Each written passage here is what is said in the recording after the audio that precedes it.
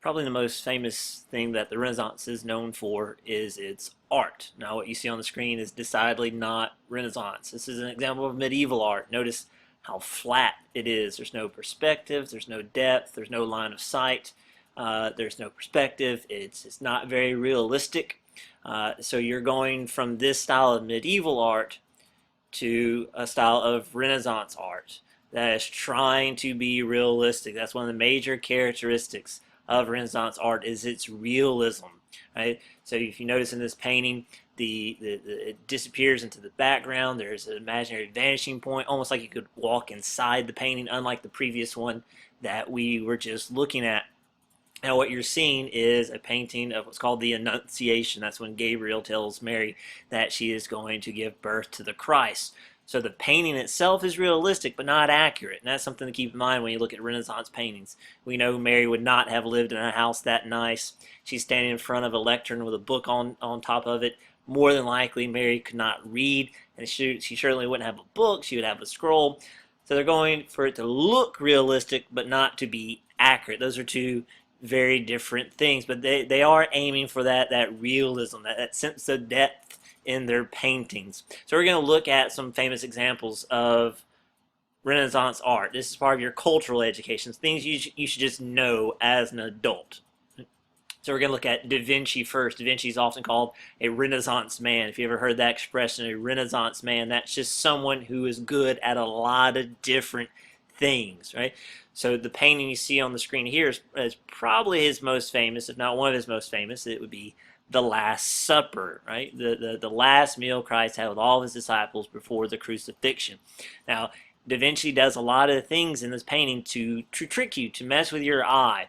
For one, he creates an illusion of depth that's not there.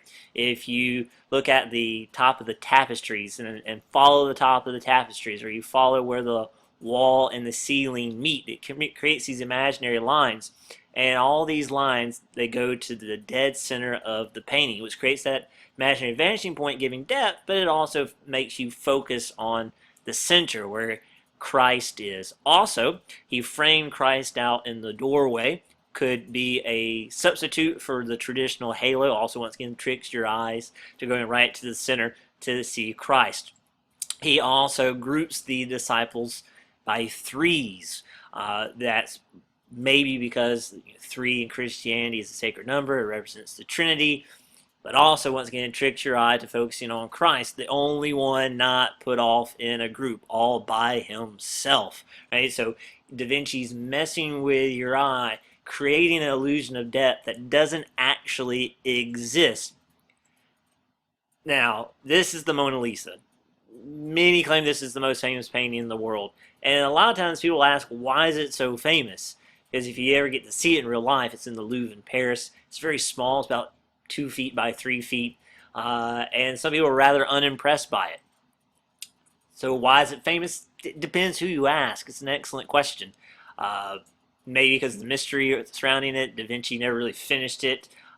It could be that its fame is a little more modern. It was stolen in the early 1900s from the Louvre. Became a huge story. So maybe the fame just never really went away. Then there's the weird theories that are associated with it, that it's actually Da Vinci's self-portrait where he painted himself in the feminine form just to see if he could do it. Probably bogus, but interesting. There's even a weird one that says it has hidden messages in it. Once again, probably bogus, but it makes for an interesting story. Nonetheless, certainly famous, and still an excellent piece of realism, and a great example of portraits. You see more and more portraits painted in the Renaissance, because remember, they're humanists, big fans of humans and humanity, so they're going to depict them more and more in their art. But he wasn't just an artist, he's an inventor as well. This is a sketch he developed to make an early tank.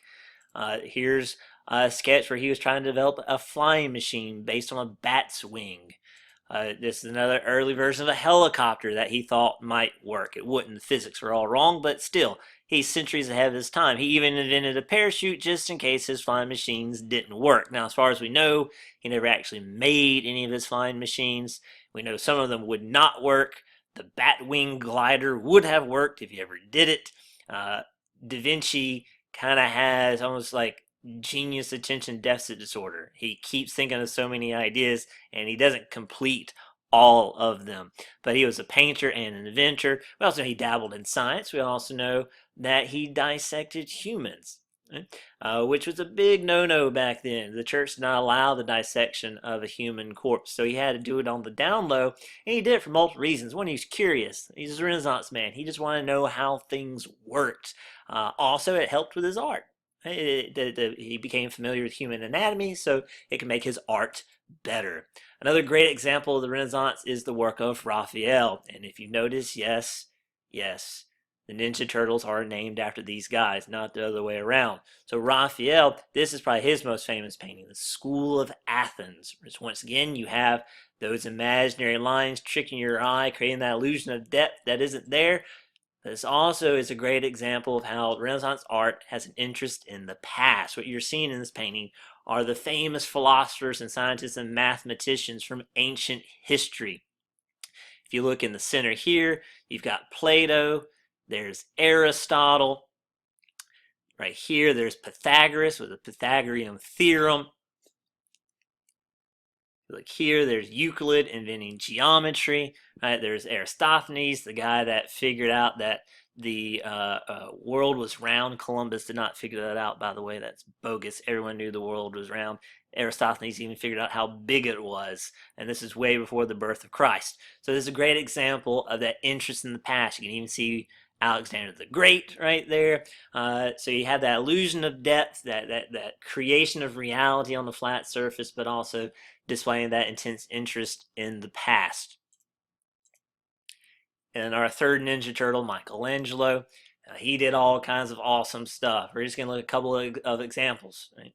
Probably his most famous is the Sistine Chapel ceiling, right, where he completely covered the ceilings with scenes from the Old Testament. What you're seeing here is the creation of Adam, God giving life to Adam. There's Adam there, there's God there. And right there just might be the soul of Eve waiting to be created, which is a pretty cool idea. Now, it's an interesting theory about this because we know Michelangelo dissected humans just like Da Vinci did on the down low, of course. And there are some scholars who think if you look at the outline of God's cloak, which you see in that pinkish purple color there, that it has the same outline as the human brain. So if this is true, was Michelangelo saying God is only inside of our mind, or was Michelangelo saying God created our mind so we could understand God himself?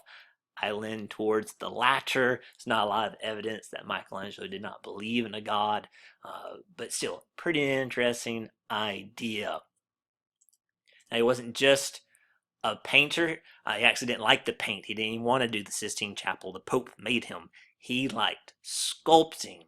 And this is probably his best sculpture. It's called the Pieta. Anytime in art you see something called the Pieta, that's always Mary cradling the crucified body of Christ. So this is carved out of marble. You can see how intensely realistic it is, how he managed to create folds of cloth from stone, which is rather impressive.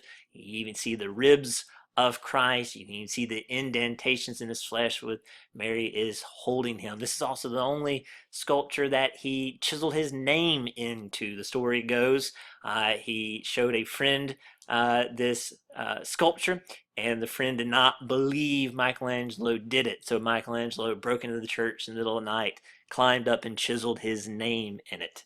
Don't know if that's true or not, but it's still kind of a cool idea. Think of Michelangelo breaking into a church to carve his name.